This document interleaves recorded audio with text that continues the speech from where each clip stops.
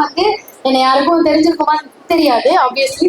Okay, நான் வந்து ஒரு மருத்துவர், நான் வந்து ஒரு பல் டாக்டர், டென்டிஸ்ட், சவிதால ஒர்க் பண்றேன் நானு. ஸோ ஒரு டென்டிஸ்டா இருக்கேன். இதுக்குள்ள ஏன் வரணும், இந்த ஆசைலாம் எப்படி வந்துச்சு அப்படின்னா, நானும் எல்லாரும் மாதிரி ஒரு வெறித்தனமான தளபதி ஃபேன் தான். பட் அது ஒண்ணு மட்டும் தான் காரணமான சத்தியமா கிடையாது. நான் ஃபேனு, சின்ன வயசுல இருந்தே விஜய் பிடிக்கும், எப்பயுமே விஜய் தான் பிடிக்கும். ஆனா அது மட்டும் தான் அரசியலுக்கு வர காரணமான சத்தியமா கிடையாது. எனக்கு வந்து வயசு சொல்லக்கூடாது இருந்தாலும் சொல்றேன். 30 வயசுல வந்து நான் வந்து 30 வருஷமா பார்த்துட்டு இருக்கேன். ஒரு விவரம் தெரிஞ்சு 5 வயசுல இருந்து வச்சுக்கோங்க பல கட்சிகள் பார்த்துருக்கோம். ஏன்னா என்னோட அப்பா வந்து ஒரு சில கட்சிகள் இருந்திருக்கிறாங்க. ஸோ எனக்கு தெரியும்.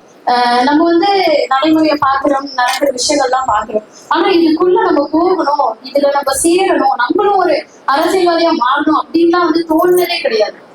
என்னைக்கு நம்ம தளபதி வந்து இந்த அறிக்கையை விட்டாரோ, என்னைக்கு அவர் அரசியலுக்கு வரேன்னு சொன்னாரோ, அப்பதான் இந்த ஆசையே வந்துச்சு. நம்ம தளபதி வராருன்னா ஏதோ ஒரு விஷயம் இருக்கும். ஏன்னா அவரோட படங்கள்லயே வந்து பெரும்பாலும் வந்து இந்த மாதிரி நிறைய விஷயங்கள் வந்து சொல்லியிருப்பாங்க. அப்ப அதை வந்து கேள்வியா சில பேர் எடுத்துக்கிட்டாலும் கூட நம்மளுக்கு வந்து ஏதோ ஒரு விஷயம் வந்து அது மூலியமா நமக்கு கல்வி ஆகிட்டே இருந்தது. தளபதி சொல்ல வர விஷயத்த படம் மூலியமா சொல்லிக்கிட்டு இருந்தாங்க. சோ அதை வந்து நம்ம வந்து எடுத்து அதை வந்து நம்ம வந்து வாங்கிக்கிட்டு இருந்தோம். அப்ப தளபதி கட்சி ஆரம்பிக்கிறான்னு சொன்னதுமே அது வரைக்கும் கூட எந்த ஐடியாவுமே இல்லை. ஆனா அந்த மாநாடு யாராலையுமே நடக்க முடியாத ஒரு விஷயம். நானும் அந்த 30 வருஷத்துல பார்த்ததே கிடையாது. நான் கேள்விப்பட்டிருக்கேன், அம்மாவா இருக்கட்டும் இல்ல எம்ஜிஆர் சாரா இருக்கட்டும், இந்த மாதிரி நிறைய பேர் நடத்திருக்காங்கன்னு கேள்விப்பட்டிருக்கேன். பட் ஆனா இப்போ இந்த காலகட்டத்துல நம்மளுக்கு எல்லாம் என்னங்க முக்கியம்? நான் ஒரு யங்ஸ்டரா சொல்றேன், நம்மளுக்கு வந்து போன் இல்லாம இருக்க முடியுமா?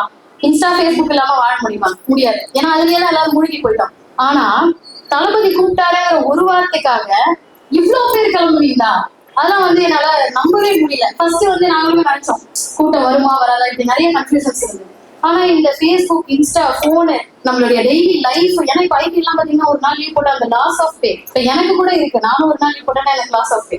இது எதையுமே பொருட்படுத்தாம நம்ம வந்து தளபதிக்காக இத்தனை பேர் போயிருக்காங்க அப்படின்னா அப்ப கண்டிப்பா அவர் ஏதோ ஒண்ணு செய்ய போறாரு. அந்த நம்பிக்கை இருந்துச்சு. அந்த மாநாடுல நம்ம தளபதியோட பேச்சு அதுதான் வந்து பெரிய ஒரு எனர்ஜின்னு சொல்லலாம் அவங்களுக்குலாம். சோ அந்த பேச்சை கேட்டதுக்கு அப்புறம் தான் எனக்கு வந்து சேரணுங்கிற ஆசை வந்தது. அப்போ வந்து நான் வீட்டுல சொல்றேன் இந்த மாதிரி எனக்கு சேரணும் அப்படின்லாம் சொல்லும்போது ரொம்ப ஆச்சரியமா இருந்தது. ஏன்னா இதுக்கு முன்னாடி எல்லாம் வந்து பெண்கள் வந்து போனோம்னா நிறைய ரெஸ்ட்ரிக்ஷன்ஸ் இருக்கும். அஸ் அ டாக்டரா வந்து நீ ஏன் போனோம் அப்படிலாம் கேட்பாங்க. எல்லாருமே எனக்கு வந்து அப்ரிஷியேட் பண்ணாங்க. என் ஹஸ்பண்ட் சொல்லணும், ரொம்ப ரொம்ப ரொம்ப ஹாப்பியா வந்து அவர் ரொம்ப அப்ரிஷியேட் பண்ணி அவர் தான் பண்ணாரு. இப்ப மகளிர்னு சொல்றோம்ல, இப்ப நமக்கெல்லாம் வந்து பேக் போன் பாத்தீங்கன்னா ஒண்ணு அப்பாவா இருப்பாங்க, இல்ல சகோதரரா இருப்பாங்க, இல்ல ஹஸ்பண்டா இருப்பாங்க, கண்டிப்பா இருப்பாங்க. ஏன்னா யாரோ ஒருத்தர் கண்டிப்பா இருக்காங்க. அது வந்து நம்ம துணையா தான் இருக்கணும் அப்படின்னு இல்லை, நண்பரா கூட இருக்கலாம். யாரோ ஒருத்தர் நம்மளுக்கு அந்த இடத்துல சப்போர்ட் பண்றாங்க. அது என்னோட ஹஸ்பண்ட் 100%. ஏன்னா அவரு வந்து சப்போர்ட் பண்ணதுனால மட்டும்தான் நான் இங்க இருக்கேன். அடுத்தது சேரணும்ன்ற ஒரு வார்த்தை தான் சொன்னேன். உடனே வந்து உமாபதிங்கிற ஒருத்தவங்க தான் என்னை வந்து சேர்த்து விட்டாங்க. சேர்த்து விட்ட அன்னைக்கே வந்து வீட்டுக்கு வந்து என்னைய பார்த்து பேசினாங்க. அதெல்லாம் நான் எதிர்பார்க்கவே இல்லை. ஏன்னா நான் சாதாரண ஒரு உறுப்பினர் தான், எதுவுமே கிடையாது. அவரு வந்துட்டு போன நெக்ஸ்ட் டே வந்து நான் வந்து நம்மளுடைய ஜெகனை மீட் பண்றேன். அப்போ எனக்கு வந்த கான்பிடன்ஸ், ஜெகன் நான் வந்து நினைச்சது உண்மையா சொல்லிடுறேன், ஒரு 50 வயசுக்கு மேல, ஒரு 40 வயசுக்கு மேல ரொம்ப அவரை பத்தி சொன்னாங்க. அவர் வரப்போறாரு, பேசுறாரு அப்படிலாம் சொன்னாங்க. அந்த மாதிரிதான் நினைச்சிட்டு இருந்தேன். அவர் யாரும் ஒரு பெரியவர் வரப்போறாரு, வீட்டுல காஃபி எல்லாம் ஏற்பாடு பண்ணி வைப்போம் அப்படிதான் நினைச்சிட்டு இருந்தேன். தகவல கார்ல வந்து எனக்கு வந்து எங்க அவர் எப்படி தேடிட்டு இருக்க கேட்கவும் முடியல. நீங்கதான் ஜெகனாலும் கேட்க முடியல. அப்புறம் வந்து ரொம்ப ஷாக்கிங்கா இருந்தது. அந்த பாயிண்ட் வந்து ஒரு பெரிய கான்பிடன்ஸ் நமக்கு. அடடா, இவர் பின்னாடியா இத்தனை பேரு, உண்மையில நம்ப முடியலங்க. ஒரு 25 வயசு பையனுக்கு பின்னாடி இவ்வளவு பேரா, அதுவும் இவ்வளவு நம்பிக்கையோட. இப்ப நான் சொன்னா கேட்பாங்களா? என்கிட்ட இருக்க 4 பேர் வேணா கேட்பாங்க. அவர் சொல்லி இத்தனை பேர் கேட்கறாங்கன்னா அது எப்படி? அது வந்து சாதாரண விஷயம் இல்ல. அப்ப அவர் அத்தனை வருஷம் வந்து உழைச்சிருக்காரு தளபதியை நம்பி. அப்ப அந்த நம்பிக்கை இருக்குல்ல, அப்ப அவர் ஏதோ பண்ணிருக்காருல்ல, அப்ப கண்டிப்பா பண்ணுவாரு.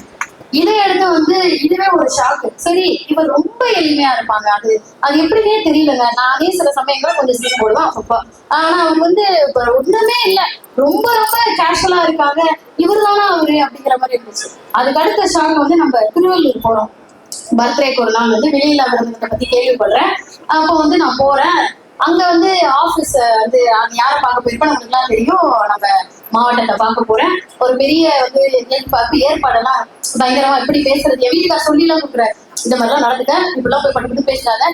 சரி ஓகே, நம்ம எப்படி டீசெண்டா நடந்துக்கணும் அப்படிலாம் சொல்லிட்டு போறேன். அண்ணன் வெளியே வந்து கூப்பிடுறாரு. அண்ணன் வெளியே வந்தோடனே அவரையும் நான் நினைக்கல, இவரும் நானும் நினைக்கல. சரி யாரும் கூட்டிட்டு போறாங்க, யாரையும் பார்க்க போறாங்கன்னு பாக்குறேன். அண்ணன் நான் தான் சொன்னேனே, அது அதை விட பெரிய ஷாக்கு. இவ்வளவு எளிமையா ஒரு மாவட்ட செயலாளர் இருப்பாரான்னா எந்த கட்சியிலும், நான் சொல்றேன், இப்ப ஆளுங்கட்சியா இருக்கட்டும் எதிர் கட்சியா இருக்கட்டும், யாரையுமே நம்ம நேரா போய் பார்க்க முடியாது. நீங்க பாத்துருக்கீங்களா? யாராவது ஒரு மாவட்ட செயலாளரோ இல்ல வந்து தலைவர்களையோ பார்த்திருக்க முடியுமா? ஒரு கவுன்சிலரே அவ்வளவு பண்ணுவாங்கங்க. ஏதாவது ஒரு ரோடு சைட்ல கூட்டுக்குள்ள போமா அப்படின்னு போயிடும். அந்த மாதிரி கவுன்சிலர் கூட பார்க்க முடியாத சமயத்துல ஒரு மாவட்ட செயலாளர் போது இவ்வளவு எளிமையா அவர் வந்து அவ்வளவு தன்மையா பேசுறாங்க. அதுதான் தலைவர்கிட்ட எப்ப வேணா பேசலாம், பார்க்கலாம். இன்ஃபேக்ட் நான் ஒரு மெசேஜ் எல்லாம் அனுப்புறேன். இந்த மாதிரி ஏதாவது ஒரு உறுப்பினர் சேர்த்திருக்கேன், இல்ல ஏதோ ஒரு இடத்துல சாப்பாடு போடுறேன்னா அதான் ரொம்ப சூப்பர்மா எல்லாம் சொல்லிட்டு ரிப்ளை பண்ணுவாங்க. அந்த மாதிரி ரொம்ப